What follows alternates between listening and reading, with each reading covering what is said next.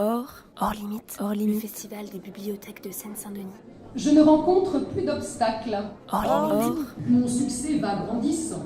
hors limite, le festival des bibliothèques de Seine-Saint-Denis. La chance me sourit. Hors limite.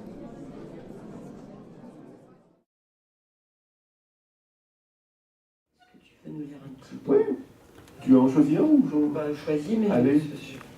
Alors, on continuera après, mais comme après il va lire du Césaire, je pense que l'extrait c'est bien maintenant. alors, donc en italique, hein. Allez, parce que l'italique, c'est bien aussi. Alors, tiens, c'est bien ça. Alors, Fillette, elle courait sur les plages, avec comme seul allié le vent. Les cheveux coupés courts, les jambes tatouées d'hématomes joyeux, elle volait, puis retombait. Ses pas s'imprimaient sur le sable. Elle courait pour rattraper l'horizon au loin derrière les dunes. C'était le nadir qu'elle désirait, la connexion secrète qui faisait le ciel se tendre comme un cordage. Longue sur mer, le jour hémophile abandonnait ses premières ténèbres sur la mer. Le soleil flanchait, s'abandonnait à la vague.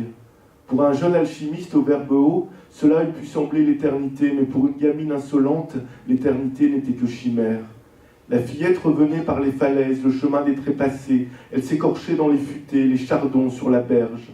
Enfin, elle remontait vers la maison de son oncle, au bord d'une route qui ne serait jamais une route. À l'entrée de la maison, elle se débarbouillait avec son t-shirt. Elle se voulait liquide, sa peau se confondait avec celle des anguilles spumeuses et bleuâtres. Georgia se désolait que la mère ne l'eût pas enfantée, que les branchies carbonisées sur le sable de sa naissance ne repoussent jamais. Voilà. J'avais lu cet extrait-là. Un petit autre pour la route, hein. Pas de raison.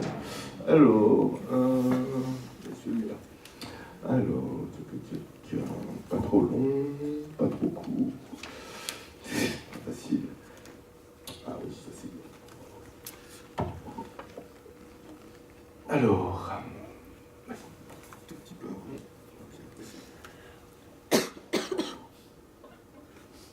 Après des années à rôder autour des meules de foin, à scruter les vagues, à défier le paysage d'un rire forcé, toutes ces rues à présent, ces klaxons, ces milliers de regards tordus, et l'oxygène grisant comme une cigarette brune. Elle se force à respirer, à chaque carrefour, chaque voiture qui la frôle. Au bout de quelques semaines, elle se sent familière des choses et des bruits. Elle ne vomit plus son petit déjeuner, ne tousse plus. Elle anticipe la trajectoire des bagnoles, la ville ronronne à ses pieds. Passent les matins de novembre. Les arbres aux troncs cerclés d'acier ne perdent pas leurs feuilles. Leurs écorces sont plus lisses qu'une déventure de banque.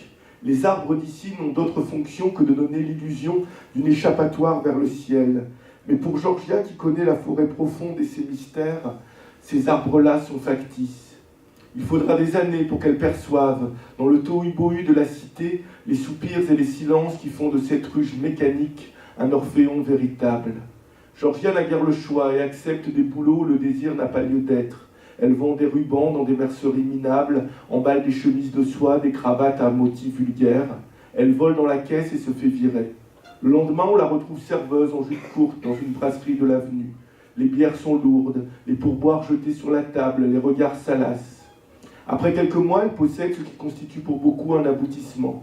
Un appartement avec une chambre et une minuscule salle de bain. Georgia décore son intérieur avec des fleurs séchées, roses et lavandes, des photos découpées dans des journaux de mode qu'elle protège sous un cadre de verre. Sur le mur de la cuisine, Louise Brooks fait la moue. Pour se rapprocher de Louise, Georgia fume parfois des cigarettes anglaises, de longues clopes, qu'elle sort d'un paquet rouge grenard rehaussé de dorure. Elle prend des poses d'actrice muette, donne la réplique à son miroir fétiche, qui malgré ses fêlures célèbre sa beauté. La beauté de Georgia est une évidence. Elle ressemble à ces jolies filles de province, montées à Paris, qui servent des cafés crème et attendent leur vie entière qu'un impresario lève les yeux sur elles. Georgia n'attend personne. Une tenture indienne donne à la chambre des reflets de cumin. Le matelas sur le sol est dur. Il n'incite pas ses amants à s'endormir. Les hommes que Georgia préfère partent au milieu de la nuit et oublient jusqu'à son prénom. Sur la table de chevet, un portrait de Ian Curtis découpé dans une revue rock. Son visage de séminariste observe les ébats, encaisse les cris amoureux. Georgia peint. Elle vole l'acrylique et achète la gouache. Elle colle des feuilles mortes sur la toile qu'elle badigeonne de pigments. Chaque soir, défoncée, elle plonge dans les couleurs jusqu'à l'asphyxie. 1 an à peine que Georgia tutoie la ville, ses jours déjà s'enlisent, ses nuits ont la pâleur des daguerréotypes.